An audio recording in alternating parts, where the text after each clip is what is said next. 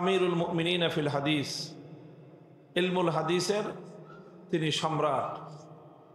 সম্রাট তাকে এই জন্য বলা হয় যে তিনি ইসলামী ইতিহাসে ইলমুল হাদিসের এক অনন্য খিদমত তিনি করেছেন, যার নজির এবং যার দৃষ্টান্ত ইতিহাসে নেই।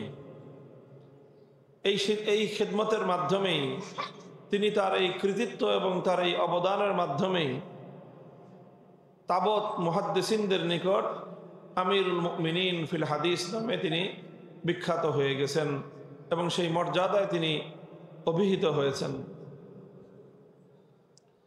ইমামে বুখারী রাহমাতুল্লাহ আলাইহি তিনি শুধু ইলমুল হাদিসের ক্ষেত্রেই আমাদের জন্য দৃষ্টান্ত রেখে গিয়েছেন তা নয়, বরং তিনি ইলমুল হাদিসের ন্যায় উম্মতের জন্য, মুসলমানদের জন্য এবং বিশেষ করে আলেম সমাজের জন্যও তিনি একটা অনন্য অসাধারণ উপমা রেখে গেছেন। আল্লাহ পাক রব্বুল আলামিন যাদের পক্ষে আসমানি ওয়াহির ইলম দান করেন, এটা আল্লাহর পক্ষ থেকে অনেক বড় এক আমানত। আসমানি ইলম, ওয়াহির ইলম, কোরআন এবং হাদিসের ইলম, এটি একটি মস্ত বড় আমানত। এই আমানত যেটা সম্পর্কে আল্লাহর কোরআনে আল্লাহ বলেছেন, ইন্না আরাদনাল আমানাতা আলাস সামাওয়াতি ওয়াল আরদি ওয়াল জিবালি ফাআবাইনা আন ইয়াহমিলনাহা ওয়া আশফাকনা মিনহা ওয়া হামালাহাল ইনসান। ওয়াহির ইলমের আমানত এটা পৃথিবীর কোনো মাখলুক বরদাস্ত করতে পারে নাই, এটা ধারণ করবার মতো হিম্মত আর কেউ করে নাই, একমাত্র মানব জাতি এই ওয়াহির ইলমের আমানত ধারণ করার মতো সাহস করেছে। তো বুঝতে হবে যে এটা খুব মামুলি জিনিস না, যে বাস শুধুমাত্র কোরআন এবং হাদিসের কিছু পাতা পড়ে নিলাম আর ওয়াহির ইলম আমার মধ্যে চলে আসলো। ব্যাপারটা এরকম এত সহজ বিষয় না, বরং ওয়াহির ইলম এটি অনেক মস্ত বড় একটি আমানত এবং সেই আমানতকে রক্ষা করা এটা যেরকম অনেক বড় সৌভাগ্যের বিষয়, ফজিলতের বিষয়, অনেক বড় আল্লাহর কাছ থেকে পুরস্কার প্রাপ্তির একটি সুযোগ, তো ওয়াহির ইলমের আমানত ধারণ করা এটা যেরকম ফজিলতের বিষয়, ঠিক তদ্রূপ ওয়াহির ইলম ধারণ করাটা এটা অনেক বড় একটা দায়িত্বের বিষয় এবং সেই দায়িত্ব পালন করতে গিয়ে অনেক কঠিন বন্ধুর পথ পাড়ি দেওয়া লাগতে পারে।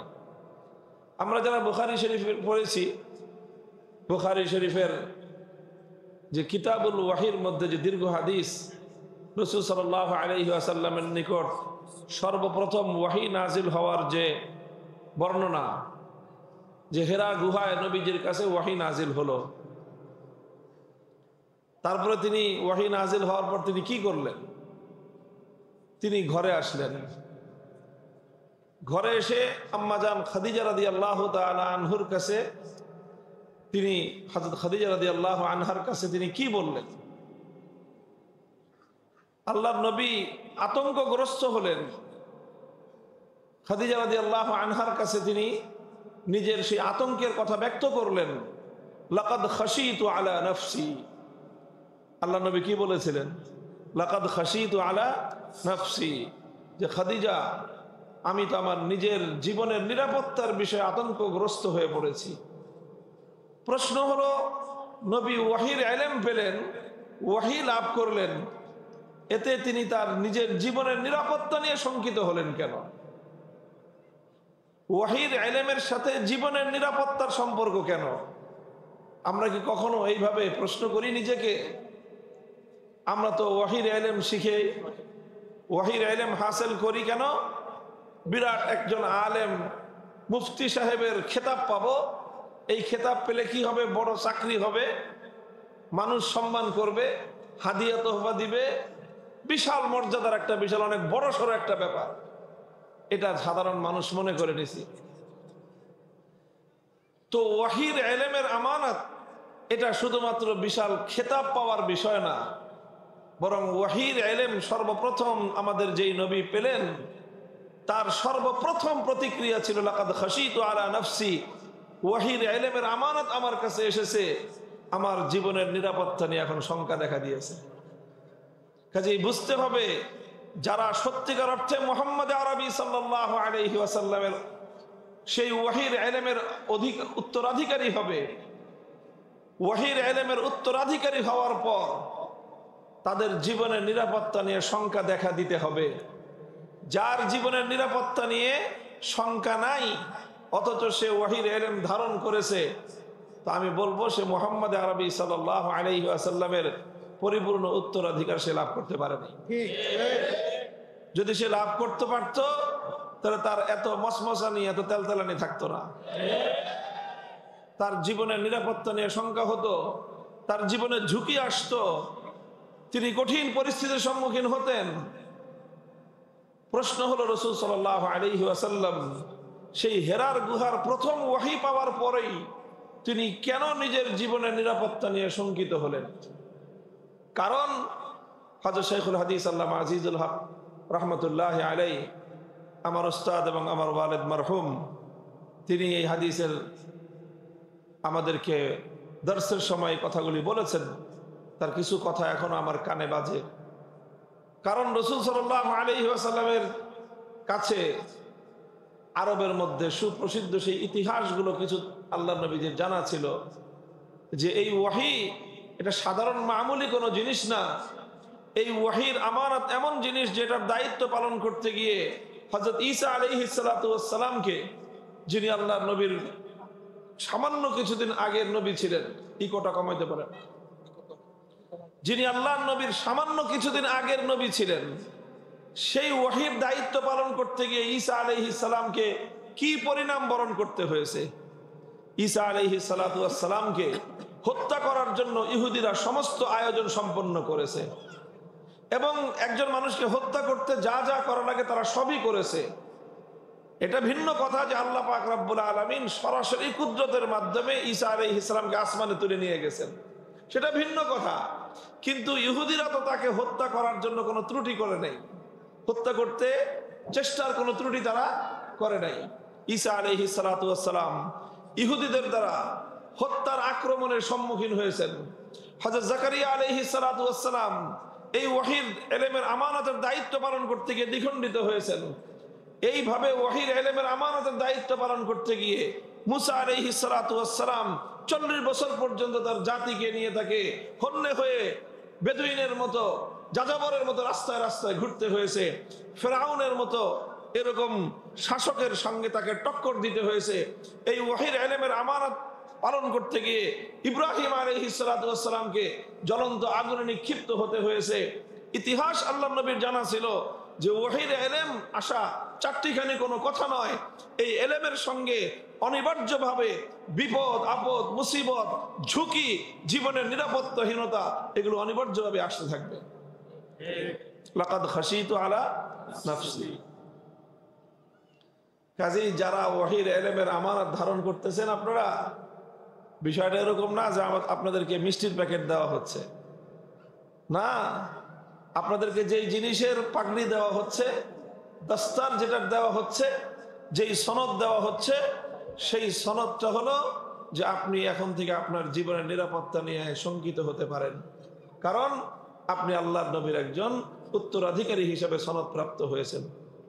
ইমাম বুখারী রাহমাতুল্লাহি আলাইহি ইতিহাস পড়েন, যেই বুখারী শরীফের খতম আমরা করতেছি, ইমাম বুখারীর তারিখ কি ছিল, ইমাম বুখারীর ইতিহাস কি ছিল। ইমাম বুখারী রাহমাতুল্লাহি আলাইহি যখন বুখারী শরীফ লিখলেন, এই কিতাবের সুখ্যাতি সারা দুনিয়া ছড়িয়ে পড়ল। সারা দুনিয়ার মুহাদ্দিসিনগণ এই বুখারী শরীফের দিকে তাদের এমন আগ্রহ তৈরি হলো, দুনিয়ার মানুষ পঙ্গপালের মতো ইমাম বুখারীর কাছ থেকে বুখারী শরীফ পড়ার জন্য ছুটে আসতে থাকলেন। প্রত্যেকটি মুসলিম নগর থেকে, জনপদ থেকে মানুষজন, এলেম পিপাসুরা, তারা ইমাম বুখারীর কাছে আসতে লাগলেন। 90,000 ছাত্র ইমাম বুখারী থেকে সরাসরি সহিহুল বুখারীর তালিম হাসিল করেছেন। 90,000 ছাত্র। তো তো ইমাম বুখারীর এই বুখারী শরীফের যখন এমন প্রসিদ্ধি, উনি মুহাদ্দিস হিসেবে প্রসিদ্ধি, সুপরিচিতি, সুখ্যাতি লাভ করলেন, দুনিয়ার সমস্ত মুহাদ্দিসিনরা ওনার শ্রেষ্ঠত্বের সামনে তারা মাথা নত করে দিলেন। তিনি আমিরুল মুমিনিন হিসেবে হাদিস শাস্ত্রের মধ্যে তিনি পরিগণিত হতে লাগলেন। তখন যখন নাম হয়ে যায়, যখন সকলের কাছে সুখ্যাতি ছড়িয়ে পড়ে, তখন তো সবাই চায় এই সৌভাগ্য অর্জন করতে। তো সময়ের যে শাসক ছিল, সেই শাসকও ইমাম বুখারী রহমতুল্লাহ আলাইহির কাছ থেকে বুখারী শরীফের এই সৌভাগ্য হাসিল করার জন্য সেও ইচ্ছা পোষণ করলো। বর্ণনা দুই রকম, তারিখের মধ্যে বর্ণনা দুই রকম। একটা হলো শাসক নিজে, আরেক বর্ণনা হলো শাসকের ছেলে। শাসক তার দুইজন ছেলে, তারা বুখারী শরীফ পড়বে, তাদের আগ্রহ তৈরি হলো। আর সেই যুগের শাসক খারাপ হইলেও এত খারাপ ছিল, এতটুকু ছিল যে বুখারী শরীফ পড়তে চায়। সবচেয়ে বড় খারাপ যে মানুষটা, সেও কি বুখারী শরীফ পড়তে চায়। তো সে বুখারী শরীফ পড়তে চেয়েছে, কিন্তু দুষ্ট লোক ছিল, শাসকের দাম্ভিকতা ছিল। শাসন ক্ষমতা পাইলেই মানুষের মধ্যে দম্ভ, অহংকার আসাটা স্বাভাবিক। তো সে দম্ভ এবং অহংকারে ইমাম বুখারী রহমতুল্লাহ আলাইহির কাছে প্রস্তাব পাঠালো যে আপনি প্রতিদিন একটা সময় করে রাজপ্রাসাদে আসবেন, এসে বুখারী শরীফের দর্শ দিয়ে যাবেন। শাসক নিজে ওনার কাছে পড়বে অথবা তার ছেলে ওনার কাছে পড়বে। ইমাম বুখারী রহমতুল্লাহ আলাইহি যখন এই সংবাদ পাইলেন, বলছেন যে শাসক, গভর্নর, প্রধানমন্ত্রী বা মুখ্যমন্ত্রী তিনি সংবাদ পাঠাইছে যে আপনি আমার বাড়িতে এসে বুখারী শরীফের দর্শ দিয়ে যাবেন। সাধারণ অনেকে হলে এটাকে মনে করতে বিশাল সম্মানের বিষয় যে সরাসরি প্রধানমন্ত্রীর পক্ষ দিয়ে চিঠি আসছে, প্রধানমন্ত্রীর কার্যালয়ে দর্শে হাদিস হবে।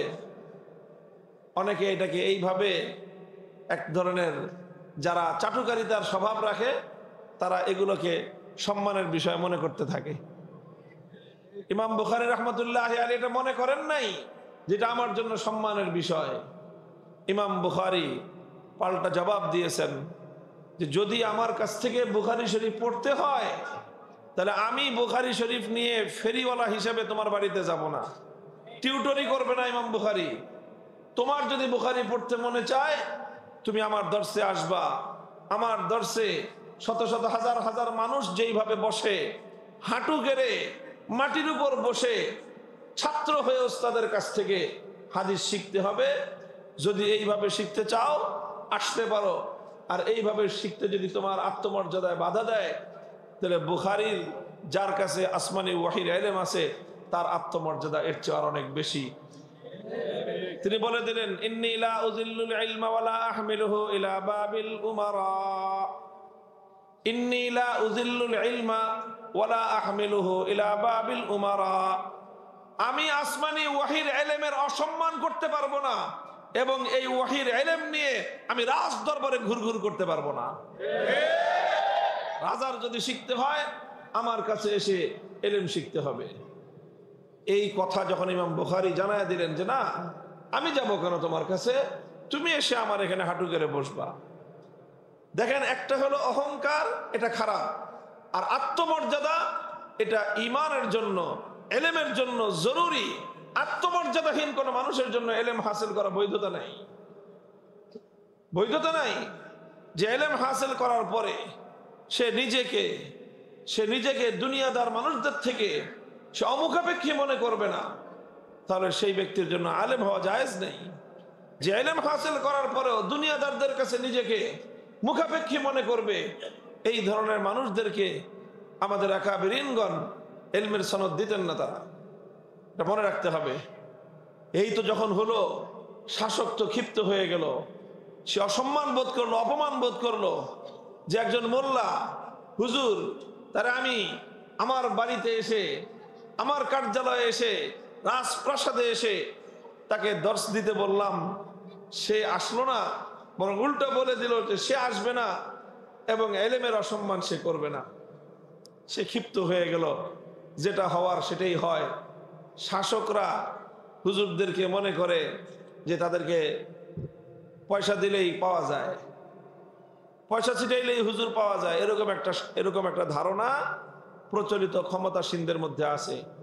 শুধু ক্ষমতাসীন না, যারা ক্ষমতার চর্চা করে, ক্ষমতার রাজনীতি করে, তাদের মাথার মধ্যে এই ভূত থাকে। এই ভূত এরকম না যে খালি অতীতে ছিল আর ভবিষ্যতে নাই। এই ভূত সমস্ত ক্ষমতাসীনদের মাথার উপরেই থাকে। এই ভূত ক্ষমতাসীনরা যদি না সরাইতে পারে, আলেমদের দায়িত্ব হলো জুতা দিয়ে পিটায় ভূত সরাইতে হবে। এই ভূত সরাইতে হবে। যে পয়সা দিলে, শামসুল হক ফরিদপুরি রহমতুল্লাহ আলাই সেই সময়ে বলছিলেন, যখন আইয়ুব খানের সাথে ওনার কোরআন বিরোধী আইন নিয়ে যখন তার সঙ্গে মতবিরোধ হয়ে গেল, আইয়ুব খান নানাভাবে এদিক দিয়ে ওদিক দিয়ে মাদ্রাসার বোর্ডিং এর নামে, মাদ্রাসায় দান খয়রাতের নামে, হুজুরের হাদিয়া তোহফার নামে, হুজুরকে টাকা পয়সা দেওয়ার মাধ্যমে হুজুরের মুখ বন্ধ করার চেষ্টা করতে চেয়েছিল।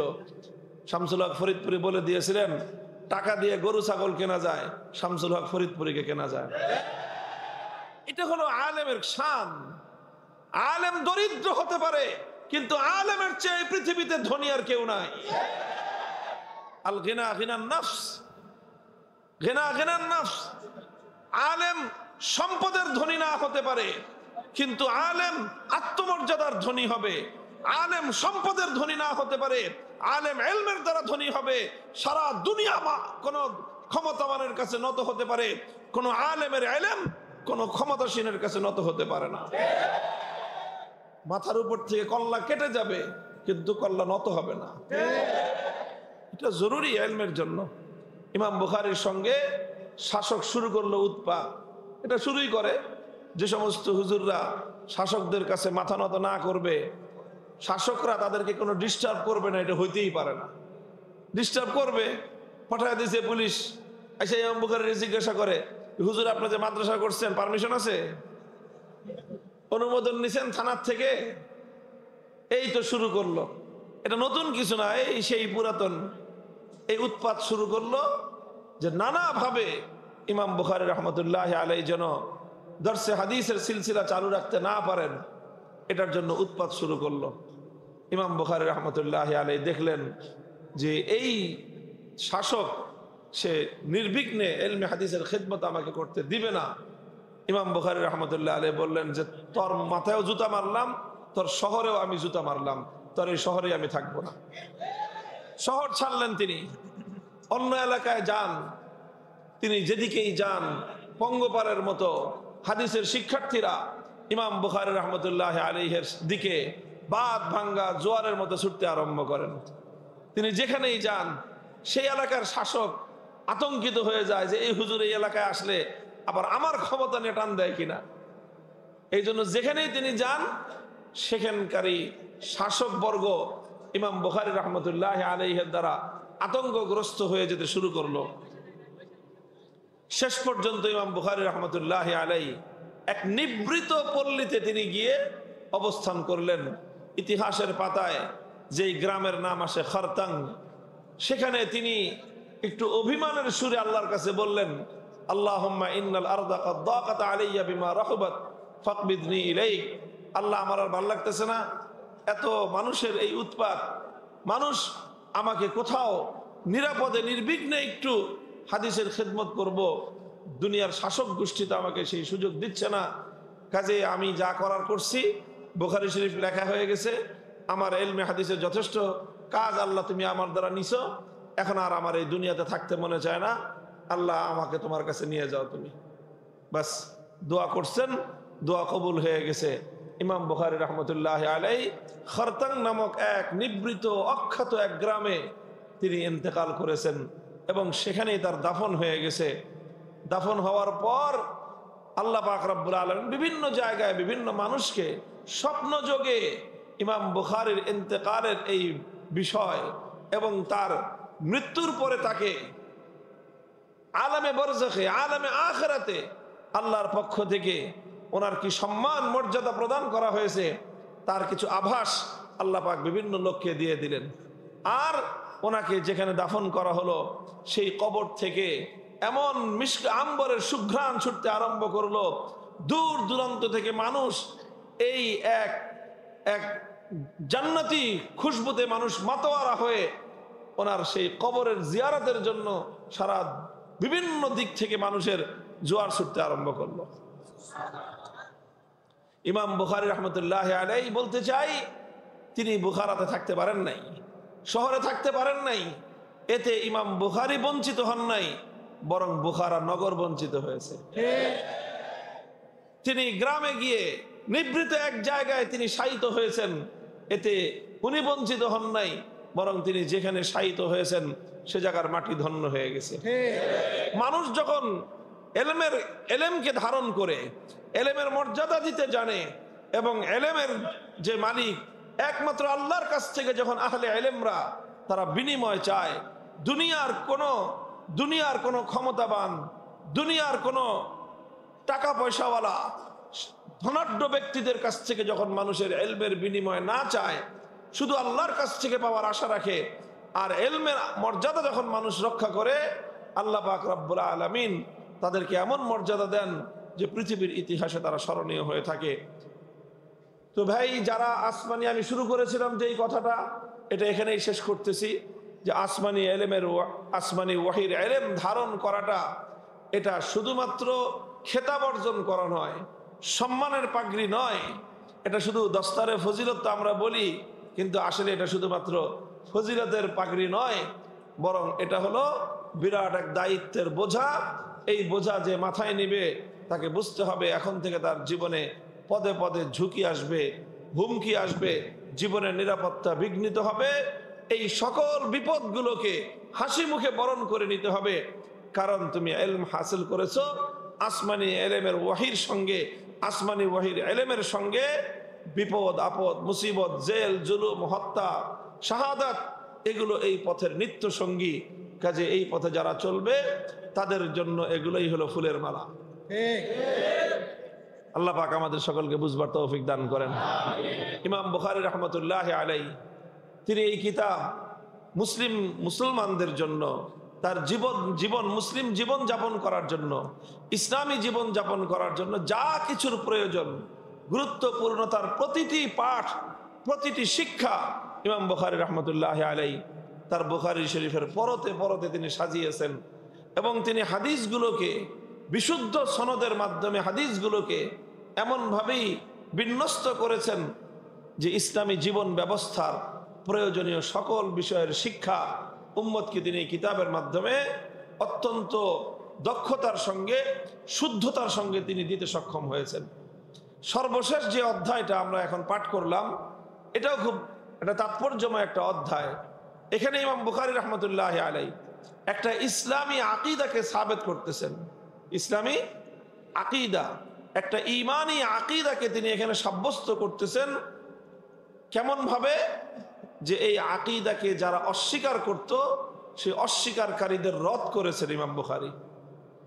আকিদাকে অস্বীকারীদেরকে তিনি রদ করেছেন। ঈমানী আকিদার মধ্যে অনেক আকিদা আছে, যেরকম ইসলামী আকিদার মধ্যে একটা হলো তাওহীদ, একটা হলো রিসালাত, একটা হলো আখিরাত। আখিরাতের মধ্যে আবার অনেক, আল বাসু হাক্কুন, ওয়ান নারু হাক্কুন, ওয়াল জান্নাতু হাক্কুন, ওয়াস সিরাতু হাক্কুন। এই এক একটা হলো এক একটা আকিদা। জান্নাত আছে, এটা একটা আকিদা। জাহান্নাম আল্লাহর সৃষ্টি, এটা সাব্যস্ত, এটা একটা আকিদা। এটা বিশ্বাস করতে হবে। কেউ যদি মনে করে যে না জাহান্নাম টাহান্নাম কিছু নাই, এগুলো এমনিই একটা অলিক গল্প, এটা একটা কাল্পনিক ঘটনা, এই কথা যদি কেউ মনে করে, বেঈমান সে। আল জান্নাতু হাক্কুন ওয়ান নারু হাক্কুন ওয়াস সিরাতু হাক্কুন। জাহান্নামের উপর দিয়ে একটা রাস্তা আছে, সেই রাস্তা পার হয়ে জান্নাতে যেতে হবে, এই কথাটা বিশ্বাস করা ঈমানের জন্য জরুরি। এই কথা যার ঈমান, যেই বিশ্বাস করবে না তার ঈমান নাই। তো ঠিক এরকম ওয়াল বাসু হাক্কুন, প্রত্যেকটা মানুষকে আল্লাহ পাক আবার কবর থেকে পুনর্জীবিত করবেন, এটা একটা আকীদা, বিশ্বাস। এই বিশ্বাস স্থাপন করতে হবে, আর নাহলে ঈমান হবে না। ঠিক এই ধরনের বিশ্বাসগুলোর মধ্যে একটা বিশ্বাস হলো আল ওয়াজনু হাক্কুন। আল ওয়াজনু হাক্কুন, যে ওজন হবে, মানুষের আমলের ওজন হবে, বান্দা যা কিছু আমল করে, আমলের মধ্যে 3 ধরনের আমল, এখানে বান্দার আমলের মধ্যে 3টা প্রকার রয়েছে, 3টা তাকসিম রয়েছে, 3টা কিসম রয়েছে। একটা হলো আমল বিল জাওয়ারিহ, যেটা অঙ্গ প্রত্যঙ্গের আমল। 2 নম্বর হলো আমলে লিসানি, যেটাকে আমরা কওল বলি, অর্থাৎ মুখের কথার আমল। 3 নম্বর হলো আমল বিল জিনান, অন্তরের আমল। আমালুল কুলুব, যেগুলো অন্তরে কোনো একটা কিছু করার দৃপ্ত শপথ নেওয়া, অঙ্গীকার করা, আজম করা, চূড়ান্ত সিদ্ধান্ত নেওয়া যে এই কাজটা করবই, এটা একটা আমল। সেই কাজটা বাস্তবায়িত হলো কি হলো না সেটা পরের কথা। একজন মানুষ যখন অন্তরে কোনো একটা সিদ্ধান্ত নিয়ে নেয় যে আমার সিদ্ধান্ত এটা, যে আমি আল্লাহর দ্বীনের পক্ষে কাজ করব, তো এটা তার জন্য একটা নেক আমল হয়ে গেল। এই সিদ্ধান্ত নেওয়ার সাথে সাথে ফেরেশতা তার আমল নামায় একটা নেকি লিখে ফেলবে। ঠিক এরকম কেউ যদি একটা সিদ্ধান্ত নিয়ে নেয়, যা করে আল্লাহ, ধর্মনিরপেক্ষতাবাদী দলে যোগ দিয়ে দিব, এই সিদ্ধান্ত নেওয়ার সাথে সাথে তার আমল নামায় কুফরি করার একটা সিদ্ধান্ত হওয়ার আল্লাহ গুনাহ লিখে ফেলবেন। ঠিক এরকম নেকি এবং বদি, যেটারই মুমিন বান্দা সিদ্ধান্ত নিবে, সঙ্গে সঙ্গে তার আমল নামায় নেকি অথবা বদি লেখা হয়ে যাবে। তাহলে আমল কয় প্রকার হলো? 3 প্রকার। একটা হলো যেটা অঙ্গ প্রত্যঙ্গের দ্বারা করা হয়, আর একটা হলো মুখের কথার দ্বারা করা হয়, আর একটা হলো অন্তরের নিয়ত। নিয়ত বলতে যেটা সিদ্ধান্ত হলো সেটা হলো আমল। আর সিদ্ধান্তের আগ পর্যন্ত মনে মনে শুধু কল্পনা, এটা আমল না। এটা অবশ্যই এর মধ্যে বিস্তারিত আলোচনা রয়েছে যে অন্তরের আমল কোন পর্যায়েরটা লেখা হবে, কোন পর্যায়েরটা লেখা হবে না, ওই লম্বা আলোচনা আমি এখন যাচ্ছি না। এই জন্য আমি বারবার বলতেছি যে অন্তরে অন্তরে যখন মানুষ কোনো কি করে সিদ্ধান্ত নেয়, যখন সিদ্ধান্ত নেয় তখন এটা একটা আমলে পরিণত হয় এবং সেটা নেকি অথবা বদি হিসাবে এটা লিপিবদ্ধ হয়ে যায়। তো এই 3 প্রকার আমল, এটা ওজন হবে। কি হবে? এটা ওজন হবে। আল্লাহ পাক রব্বুল আলামিন এই আমলের ওজন দিবেন। এটা হলো একটা ইসলামের আকীদা যে আল ওয়াজনু হাক্কুন। এই আকীদাকে বিশ্বাস করতে হবে। কারণ বুঝে আসুক বা না আসুক, যুক্তিতে ধরুক বা না ধরুক, বিজ্ঞান সম্মত হোক বা না হোক, এই আকীদাকে বিশ্বাস না করলে একজন মানুষ মুমিন হতে পারে না। ইমাম বুখারী রাহমাতুল্লাহি আলাইহি এই কথাটাই এখানে তার এই অধ্যায়ের মূল দাবি হিসাবে, দাওয়া হিসাবে, মূল বক্তব্য হিসাবে উপস্থাপন করলেন যে আমালু বানি আদম ওয়া কাউলুহুম ইউজানু, আন্না আমালা বানি আদম ওয়া কাউলুহুম ইউজানু। এটা হলো মূল কথা এই তরজমাতুল বাবের, যে বনি আদম মানুষের আমল এবং তার কওল, তার কর্ম এবং তার কথা। এখানে কর্ম বলতে তার অঙ্গ প্রত্যঙ্গের কর্ম এবং তার অন্তরের কর্ম, এই দুইটাই এখানে আমালের মধ্যে দাখিল। আর কওলটাকে যেহেতু আলাদা উল্লেখ করেছে, এই জন্য আমলে লিসানি এটা আমলের মধ্যে দাখিল না। আমল শুধু 2 প্রকারের এটার মধ্যে দাখিল। একটা হলো আমল বিল জাওয়ারিহ, আর হলো আমল বিল জিনান, অন্তরের আমল আর অঙ্গ প্রত্যঙ্গের আমল। আর মুখের কথার দ্বারা যে আমল হয় সেটা তো আলাদা উল্লেখ করা হলো কাউলুহুম। তো আমালু বানি আদম ওয়া কাউলুহুম ইউজানু, এটা হলো ইমাম বুখারীর মূল বক্তব্য এখানে। যে এই বক্তব্যের দ্বারা ইমাম বুখারী রাহমাতুল্লাহি আলাইহি ইসলামী সেই আকীদাটাকে সাব্যস্ত করলেন, এবং এটার দ্বারা ইমাম বুখারীর উদ্দেশ্য হলো যারা মুনকিরিনে ওজন, ইসলামের মধ্যে একদল আবিষ্কার হয়েছিল, একদল গোমরাহ ফেরকা, যারা ওজনকে অস্বীকার করত, বলতো যে ওজন হবে না। ওজন হয় কিভাবে? আমল আবার মাপে কেমনে? মানুষ একটা কথা বলছে, কথাটা কথায় চলে গেছে, এটা আবার মাপে কিভাবে? ওজন দেয় কিভাবে? যেহেতু কিছু মানুষের মধ্যে এমন মানসিকতা আছে যে তারা সব কিছু নিজের এই সামান্য ক্ষুদ্র মাথার যুক্তি দিয়ে, নিজের চিন্তার যুক্তি দিয়ে, নিজের মেধার যুক্তি দিয়ে সব কিছুকে পরিমাপ করতে চায়। মানুষের একটা স্বভাব আছে, যেটা তার বুঝে আসে সেটা সে মানতে চায়, যেটা সে বুঝে আসে না সেটা সে মানতে চায় না। এরকম একটা স্বভাব মানুষের আছে। অথচ মানুষ এই কথাটা বুঝে না যে মানুষের মাথায় দুনিয়ার সব কিছু, কেউ এমন নাই যে দুনিয়ার সব কিছু বুঝে। কেউ এমন আছে? প্রত্যেকটা মানুষই অনেক জিনিস বুঝে, আবার অনেক জিনিস আছে সে বুঝে না। মানুষ সবকিছু সবাই বুঝবে না। তো সবকিছু যে সবাই বুঝবে না এটা মানুষ দুনিয়ার বিষয়ে মেনে নেয়, কিন্তু দ্বীনের বিষয়ে অনেক মানুষ আছে এমন যে যেটা তার বুঝে আসে না সেই কথা মানুষ মানতে চায় না। এটা হলো এক ধরনের মূর্খতা। তো যাই হোক, তো যারা ওজন, মানুষের আমল ওজন হবে, এই কথাটা যাদের বুঝে আসে নাই তারা এই কথাটাকে অস্বীকার করে দিয়েছে।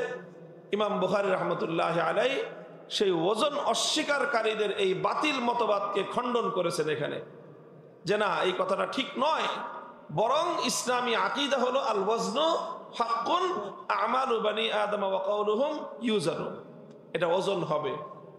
প্রমাণ কি? যখন একটা দাবি করলেন কি লাগবে? প্রমাণ লাগবে। যে প্রমাণ কি? ইমাম বুখারী রাহমাতুল্লাহি আলাইহি এখানে কোনো যুক্তি, কোনো তর্ক, কোনো বৈজ্ঞানিক বিশ্লেষণ, কোনো লজিক, এই সমস্ত তর্কে ইমাম বুখারী রাহমাতুল্লাহি আলাইহি যান নাই। যুক্তি তর্কে ইমাম বুখারী যান নাই। কারণ যুক্তি তর্কে যান নাই কেন? এবং যুক্তি তর্ক দিয়ে ইসলামী আকীদাকে প্রমাণ করবা, সাব্যস্ত করাটা এটা ইসলামী তরিকাও না। ইসলাম যুক্তি তর্কের পিছনে চলে না, যদিও মানুষ যুক্তি তর্ক তালাশ করে বেশি। যুক্তি তর্ক পাইলে মানুষ খুব খুশি হয়। যারা যুক্তি তর্ক দিয়ে কথা বলতে পারে মানুষ তাদেরকে উপাধি দিয়ে দেয় যুক্তিবিদ, বিতার্কিক।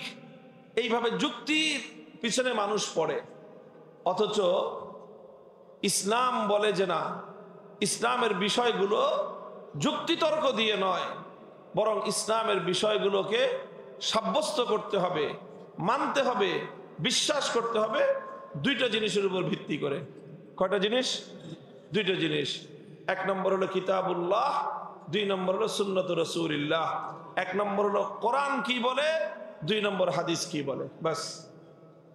কোরআন এবং হাদিসের দ্বারা কোনো জিনিস প্রমাণিত হওয়ার পর কোন মুমিন ভিন্ন কোন দলিল এবং প্রমাণের মুখাপেক্ষী হতে পারে না।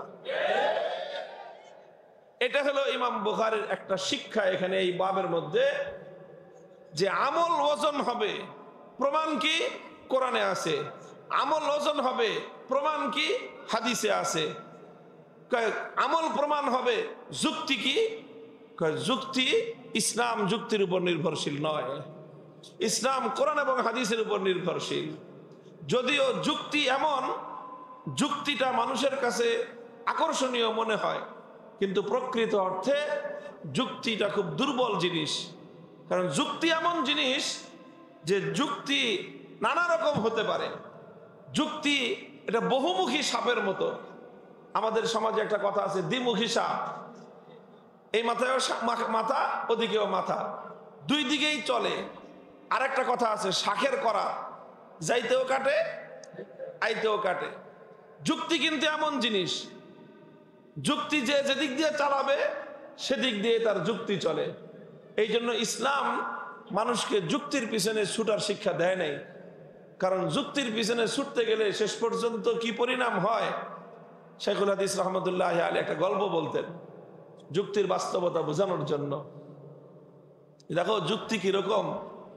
গল্পটা খুব সুপ্রসিদ্ধ, যে এক বেটা গাধা নিয়ে ছুটছে। এখন কিছু মানুষ দান্দা করছে যে ওর গাধাটা ওর কাছ থেকে কি করবে, ছিনিয়ে নেবে যে কোনো ভাবে। এখন এই লোকটা, সে ছেলেটা, লোক, একটা লোক সঙ্গে তার একটা ছেলে গাধার পিঠে আরোহণ করছে।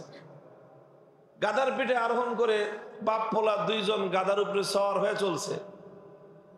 এখন রাস্তার মধ্যে কিছু লোকের সঙ্গে দেখা, কয় যে দেখ কত বড় পাষাণ, পাষাণের পাষাণ, ছোট্ট একটা গাধা, এই গাধার পিঠে বাপ বেটা দুইজনে চড়ে পড়ছে, একটু রহম নাই, মায়া দয়া কিচ্ছু নাই লোকটার অন্তরে। এখন লোকটা কয় কথা তো ঠিকই বলছে, ছোট একটা গাধা, এটার মধ্যে দুইজন সওয়ার হয়, ঠিক হয় না কাজটা। তো এখন বাপে কয় ছেলেরা আছে, তুই গাদার পিঠে চলে যা, আমি হাইটা যাই। এখন বাবা হাইটা যেতেছে, পোলা গাদার পিঠে চলে যেতেছে। কিছু দূর চলার পরে দ্বিতীয় গ্রুপের সঙ্গে দেখা, কত ওর বেয়াদব, বাপরে হাইটা যায়, পোলায় গাদার পিঠে সর হয়ে যায়। আর বাপটাও কিরকম পোলারে বেয়াদবি শিখাইতেছে। লোকটা কয় কথাটার যুক্তি আছে, কথাটার যুক্তি আছে, গাই তুই নাম, মানুষ তোরে খারাপ বলবে। বাপে উঠছে, পোলা পেছন দিয়ে হাইটা যায়। তৃতীয় গ্রুপের সঙ্গে দেখা, কয় দেখ কিরকম বাবা, বেরহম, মায়া দেয় কিছু নাই, বুইটা খাটাস বেটা, ও গাদার পিঠে সর হয়ে যাচ্ছে, ছোট পোলাটা আটায় নিতেছে। মায়া দেয়া বলতে বাপের পাষণ্ড বাপ এটা। লোকটা কয় তাও তো কথায় যুক্তি আছে, করবে কি? এখন লোকটা কয় যে পোলারে আরোহণ করলাম, ও বেয়াদব হইল, আমি সর হইলাম, আমি পাষণ্ড বাপ হইলাম। বাপ পোলা দনজনে নামছে। এখন বাপ পোলা কয় কাউরি সর হওয়ার দরকার নাই, চল দনজন হাইটে যাই। গাদার হাইটে নিয়ে যেতেছে। এখন দুইজন মানুষ হাইটে যায়, একটা গাদাও হাইটে যায়। চতুর্থ দলের সঙ্গে দেখা, কয় দেখ তিনটা গাদা হাইটে যায়। তিন গাদা হাইটে যায়, কেমনে তিন গাদা? আরে ভাই, তোমাদের সাথে সাওয়ারি আছে, বাহন আছে, একজন আরোহণ করো, অন্তত তিনজন হাইটে যেতেছে, বাহন থেকে লাভ হইলো কি তোমার? কারো হাতে যদি মোটর সাইকেল থাকে, আর মোটর সাইকেল যদি কেউ ঠেলে নিয়ে যায়, পাবলিক কি বলবে? যে গাদা জানি কথা কার বেটা, মোটর সাইকেল তো হলো ঠেলে নেওয়ার জিনিস নাকি? মোটর সাইকেল ছাড়া তরে নিয়ে চলবে, আর তুই যদি মোটর সাইকেল ঠেলতে থাকো সারা জীবন, মানুষ তো গাদা বলবেই। এখন এটা দেখে বলে যে তিন গাদা হাইটা যায়, যে গাদা থাকতে পায়ে হাইটা যায়, সেটা গাদা নাকি? এখন লোকটা মহা চিন্তায় পড়ছে। প্রথমে দুইজন আরোহণ করলাম, তো দুইজন পাষণ্ড হইলাম। শুধু পোলারে আরোহণ করলাম, ও বেয়াদব হইল। আমি শুধু বাপ হাঁটলা আরোহণ করলাম, পোলারে হাঁটাইলাম, পাষণ্ড বাবা হইলাম। দনজন নামলাম, গাদা হইলাম। এখন করবে কি? এখন কয় দেখছে এই গাদা সাথে রাখলেই সমস্যা। পরে যা গাদাই ছেড়ে দিছে। গাদা ছেড়ে দিছে, গাদা নাচতে নাচতে গাদা চলে গেছে। গাদার মতো বাটপাররা ওই গাদা নিয়ে ওরা নিয়ে তো বেচা, বাজারে মার্কেটে বেচা, টাকা পয়সা নিয়ে বাড়িতে চলে গেছে। এখন এই লোক তো বাজারে রওনা হয়েছিল গাদা বিক্রি করবে। এখন রাস্তার মধ্যখান দিয়ে ঘটনা ঘটায় বাড়িতে ফিরে আসছে। বাড়িতে ফিরে আসার পর বাড়ির বিবি সাহেব তো অপেক্ষা করতেছে যে গাদা বেচে টাকা আনবে। জিজ্ঞাসা করছে কত টাকা বেচছো গাদা, টাকা কই? এখন কয় যে না, মানুষের জ্বালায় তো আর গাদা বাজার পর্যন্ত নিয়ে যেতে পারি নাই। কি হয়েছে? এই যুক্তির পিছনে পড়ছি, এক একজনে এক এক যুক্তি দেয়, বিরক্ত হয়ে শেষ পর্যন্ত গাদাটাই ছেড়ে দিছি, গাদা তো হারায় গেছে। এখন তো বিবি সাহেব খেপছে, ঝাঁটা নিয়ে আইছে পিটাইতে, যে মানুষের কথার যুক্তির পিছনে পড়ে তুমি নিজের মূল্যবান গাদা হারায় ফেলছো, আজকে বাড়িতে উঠো। তো যারা এরকম নিজের জীবন চলতে গিয়ে কোরআন সুন্নাহ বাদ দিয়ে যুক্তির পিছনে ছুটতে থাকবে, শেষমেশ মহিলা মানুষের ঝাঁটার বাড়ি ছাড়া কপালে কিছু জুটবে। খালি পুরুষ মানুষের ঝাঁটা না, মহিলাদের ঝাঁটা খেয়ে তাদের শেষ পর্যন্ত জীবনের অবসান ঘটবে। এই জন্যই ইমাম বুখারী রাহমাতুল্লাহি আলাইহি এত গুরুত্বপূর্ণ একটা বিষয়, আল ওয়াজনু হাক্কুন, মানুষের আমল ওজন হবে, মানুষের কথা ওজন হবে, মানুষের অন্তরের আমল ওজন হবে। এটা সাব্যস্ত করার জন্য যুক্তি আছে, কিন্তু যুক্তির পিছনে উনি পড়েন নাই। বরং ইমাম বুখারী রাহমাতুল্লাহি আলাইহি দুইটা দলিল পেশ করেছেন। এক নম্বর দলিল হলো আল্লাহর কিতাব, দুই নম্বর দলিল হলো নবীর হাদিস। এই দুই দলিল পেশ করেছেন। প্রথম দলিল হলো বাবু কাউলিল্লাহি তাআলা ওয়া নাদাউল মাওয়াজিনাল কিসত লিয়াউমিল কিয়ামাহ, সূরা হজের আয়াত। আল্লাহ পাক রব্বুল আলামিন বলতেছেন, আমি কিয়ামতের দিন নাদাউ স্থাপন করব আল মাওয়াজিনা জাওয়াতিল কিসত ছিল। আসলে আল মাওয়াজিনের সিফাত হলো জাওয়াতিল কিসত। এখানে জাওয়াতিন শব্দকে হযফ করে দিয়ে মুবালাগাতান মাওয়াজিনের উপরে কিস্তের শব্দের ইতলাক করে দেওয়া হয়েছে সিফাত হিসাবে। যেরকম জাইদুন আদলুন বলা হয়, অথচ জাইদুন আদলুন অর্থ হলো জাইদুন জু আদলিন, জাইদুন জু আদলিন। ওরকমই আল মাওয়াজিন ও জাওয়াতুল কিসতকে জাওয়াত হজফ করে দিয়ে কিস্তুনকে জাওয়াতের উপর হামল করে দেওয়া হয়েছে, সিফাত হিসাবে শব্দ হয়ে গেছে আল মাওয়াজিন আল কিস্ত। ওয়ানাদাউল মাওয়াজিন আল কিস্ত লিয়াউমিল কিয়ামাহ, লাম লিজরফ, লাম এখানে জরফের মানা দিছে। কিয়ামতের দিনে আল্লাহ বলতেছেন যে আমি ইনসাফের মিজান সাব্যস্ত করব। মিজান শব্দের অর্থ আগে করা হতো দাড়িপাল্লা, এখন মিজান শব্দের আসলে পরিপূর্ণ শাব্দিক অর্থ দাড়িপাল্লা নয়। মিজান এটা আমরা জানি ইসমে আলার সিগা। মিজান শব্দের অর্থ হলো মা ইউজানু বিহি, যেই জিনিসের দ্বারা ওজন দেওয়া হয়, যেই জিনিসের দ্বারা কোনো জিনিস পরিমাপ করা হয়, যেই জিনিসের দ্বারা কোনো জিনিসের মাপ নির্ধারণ করা হয়, সেটাকেই বলা হয় মিজান। সেটা দাড়িপাল্লাও হতে পারে, ডিজিটাল পাল্লাও হতে পারে, এমনকি কোনো পাল্লা ছাড়া বহু জিনিসের দ্বারাই বহু জিনিস পরিমাপ করা হয়। মানুষের শরীরের জ্বর মাপা হয়, এটার মিজান আলাদা, থার্মোমিটার। মানুষের শরীরের সুগার পরিমাপ করা হয়, ডায়াবেটিস মাপার মেশিন আলাদা, ওটার দ্বারা সুগার মাপা হয়। মানুষের শরীরের ব্লাড প্রেশার মাপা হয়, ওটার যন্ত্র আলাদা। এরকম ভাবে মানুষ আবহাওয়া কত ডিগ্রি সেলসিয়াস আবহাওয়ার তাপমাত্রা পরিমাপ করা হয়, ওটার পরিমাপ যন্ত্র আলাদা। লোহা মাপে ওটার যন্ত্র আলাদা, স্বর্ণ মাপে ওটার যন্ত্র আলাদা। প্রত্যেকটা জিনিস মাপার যন্ত্র আলাদা রয়েছে। এমনকি সূক্ষ্ম থেকে সূক্ষ্ম জিনিস পর্যন্ত পরিমাপ করা যায়। সূক্ষ্ম থেকে সূক্ষ্ম জিনিস, একটা গাড়ি দ্রুত গতিতে রাস্তা দিয়ে হেঁটে গেল, সামনে গেলে পুলিশ ধরে যে আপনি ওভার স্পিড গাড়ি চালাইছেন। এখানে স্পিড হলো 80 কিলোমিটার, আপনার গাড়ি 100 কিলোমিটারে চলতেছে, কাজে ফাইন মামলা করে দেয়।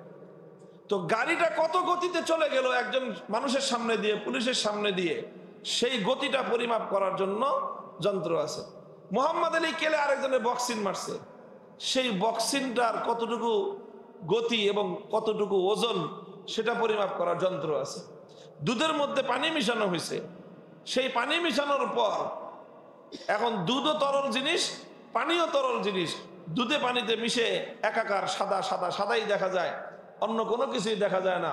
কিন্তু এমন যন্ত্র আছে যেই যন্ত্র দিলে সঙ্গে সঙ্গে এটা সাব্যস্ত হয়ে যায় যে এই দুধের মধ্যে কতটুকু গরুর স্তনের দুধ আর কতটুকু চাপকলের দুধ, এটা পরিষ্কার হয়ে যায়।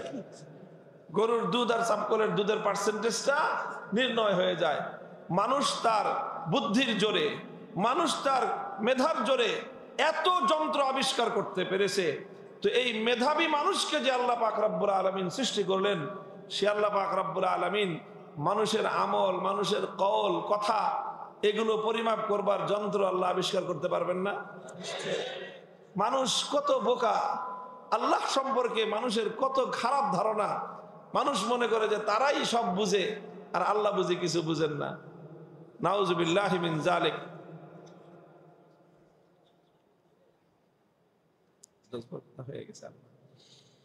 তো এই যে কোরআনের এই আয়াতের দ্বারা সাব্যস্ত হলো যে আমালা বানি আদমা ইউজানু, আল্লাহ পাক রব্বুল আলামিন ওজনের জন্য মিজান সাব্যস্ত করবেন, এটা হলো কোরআনের আয়াতের দ্বারা সাব্যস্ত হলো। ইমাম বুখারী রাহমাতুল্লাহি আলাইহি ওজন যে হক, এটার জন্য দ্বিতীয় আয়াত, দ্বিতীয় দলিল দিছেন হাদিসের দ্বারা। হাদিসের মধ্যে ইমাম রাসূল সাল্লাল্লাহু আলাইহি ওয়াসাল্লাম বর্ণনা করেছেন, আবু হুরায়রা রাদিয়াল্লাহু তাআলা আনহু থেকে বর্ণিত হাদিস। ওই হাদিসের মধ্যে স্পষ্ট এসেছে, আল্লাহর নবী বলেন কালিমাতান, কালিমাতান মানে হলো দুটি কথা। কালিমাতুন শব্দের অর্থ এখানে আল কালামুল মুফিদা যাতু মানান, যেই কালাম একটা পূর্ণাঙ্গ মেসেজ এবং বার্তা দেয়, সেই অর্থে কালিমাতুন শব্দ ব্যবহার হয়েছে। যেরকম কালিমায়ে তাইয়্যিবা বলা হয় লা ইলাহা ইল্লাল্লাহকে, কালিমাতুশ শাহাদা বলা হয় আশহাদু লা ইলাহা ইল্লাল্লাহ ওয়া আশহাদু আন্না মুহাম্মাদার রাসূলুল্লাহ। অনেক বড় একটা অর্থবোধক জুমলা, এটাকে বলা হয় কালিমা। এখানেও কালিমা ওই অর্থে ব্যবহার হয়েছে। বলা হলো দুটি কথা এমন রয়েছে যেই দুই কথার তিনটা সিফাত। হাবিবাতানি ইলার রহমান, রহমান শব্দের অর্থ হলো সীমাহীন দয়ালু, সীমাহীন দয়ালু আল্লাহর কাছে অতি প্রিয়। 2 নম্বর সিফাত হলো খফিফাতানি আলাল লিসান, মুখে উচ্চারণ করাটা খুবই সহজ। মুখে উচ্চারণ করা সহজ কেন? একটা হলো কথাগুলো ছোট্ট সংক্ষিপ্ত, এই জন্য মুখে উচ্চারণ করা সহজ। 2 নম্বর সহজ হলো যে এই কথার মধ্যে তালাফুজে উচ্চারণে জটিল কোনো শব্দ এখানে নাই, এই জন্য কথা দুটো খুব সহজ, খুব সহজ। কিন্তু সাকিলাতানি ফিল মিজান, এটা হলো মাওজা ইস্তিশহাদ, যে মিজানের মধ্যে কথা দুটো অনেক ভারী হয়ে যাবে। মিজানের মধ্যে মরিচ ছোট কিন্তু ঝাল বেশি, টাকা বিনিয়োগ কম কিন্তু মুনাফা বেশি, পরিশ্রম কম কিন্তু লাভ বেশি। এই যে কথাগুলোর মধ্যে যেরকম একটা আকর্ষণ আছে, আল্লাহ রাসূল সাল্লাল্লাহু আলাইহি ওয়াসাল্লাম এই 2 কথার দিকে, এই 2 কালিমার দিকে মানুষের আগ্রহ সৃষ্টি করবার জন্য আল্লাহ নবী এই কথাই বললেন যে কথা দুটো সংক্ষিপ্ত কিন্তু এর ওজন অনেক বেশি। কথা দুটো কি? সুবহানাল্লাহি ওয়া বিহামদিহি সুবহানাল্লাহিল আযীম। প্রথম কথা হলো সুবহানাল্লাহি ওয়া বিহামদিহি, দ্বিতীয় কথা হলো সুবহানাল্লাহিল আযীম। তাহলে ইমাম বুখারী সাব্যস্ত করলেন যে কথার মধ্যে ওজন আছে। আল্লাহর নবীর হাদিস সে কথা বলে, সুতরাং মানুষের কওলে ওজন আছে, মানুষের আমলে ওজন আছে। এটা কোরআনের আয়াতের দ্বারাও সাব্যস্ত হলো, আল্লাহর নবীর হাদিসের দ্বারাও সাব্যস্ত হলো। যখন কোরআন এবং হাদিসের দ্বারা কোনো একটা জিনিস সাব্যস্ত হয়ে যায়, একজন মুমিনের কাছে বাস সেই জায়গায় আত্মসমর্পণ করে কোরআন এবং হাদিসের সেই কথা নিয়েই তার জীবন চলতে হবে। এটাই হলো ইমাম বুখারীর শিক্ষা, যে কোরআন এবং হাদিস যা বলবে সেটাই হলো মুসলমানের জন্য, মুমিনের জন্য চূড়ান্ত কথা। কোরআনের বাইরে, হাদিসের বাইরে মুমিনের জীবনে আর কোনো কথার গ্রহণযোগ্যতা থাকতে পারে না। কোরআন এবং হাদিস এটাই হলো একজন মুমিনের জন্য চূড়ান্ত সিদ্ধান্ত গ্রহণকারী। এটা শুধুমাত্র আকীদার ক্ষেত্রে নয়, আকীদার ক্ষেত্রেও এই কথা। আমার বিশ্বাস সেটাই হবে কোরআন যেটা বলবে, হাদিস যেটা বলবে। আমলের ক্ষেত্রেও একই কথা, আমার আমল সেটা হবে কোরআন যেটা বলবে, হাদিস যেটা বলবে। আমল বলতে শুধু ইবাদত নয়, ইবাদতের ক্ষেত্রেও একই কথা, কোরআন যেটা বলবে, হাদিস যেটা বলবে সেই অনুযায়ী ইবাদত হবে। শুধু ইবাদত নয়, নিজের ব্যক্তিগত জীবনেও কোরআন যেটা বলবে, হাদিস যেটা বলবে সেটাই আমাদের কর্মপন্থা। পারিবারিক জীবনেও আমার পরিবার সেভাবেই চলবে, কোরআন যেভাবে বলবে, হাদিস যেভাবে বলবে। আমার ব্যবসা বাণিজ্য একই কথা, কোরআন যেভাবে বলবে, হাদিস যেভাবে বলবে সেভাবেই আমার ব্যবসা বাণিজ্য চলবে। সমাজ এবং রাষ্ট্রের ক্ষেত্রেও একই কথা। মুমিন এবং মুসলমান রাষ্ট্রের সঙ্গে সম্পৃক্ত হবে, রাজনীতিও করতে পারে, কিন্তু মুমিনের রাজনীতি হবে সেই রাজনীতি কোরআন যেটা বলবে, হাদিস যেটা বলবে সেটাই হবে মুসলমানের রাজনীতি। যদি মুমিন থাকতে হয় কোনো মানুষকে, কোরআন হাদিসের বাইরে যাওয়ার উপায় নাই, সুযোগ নাই।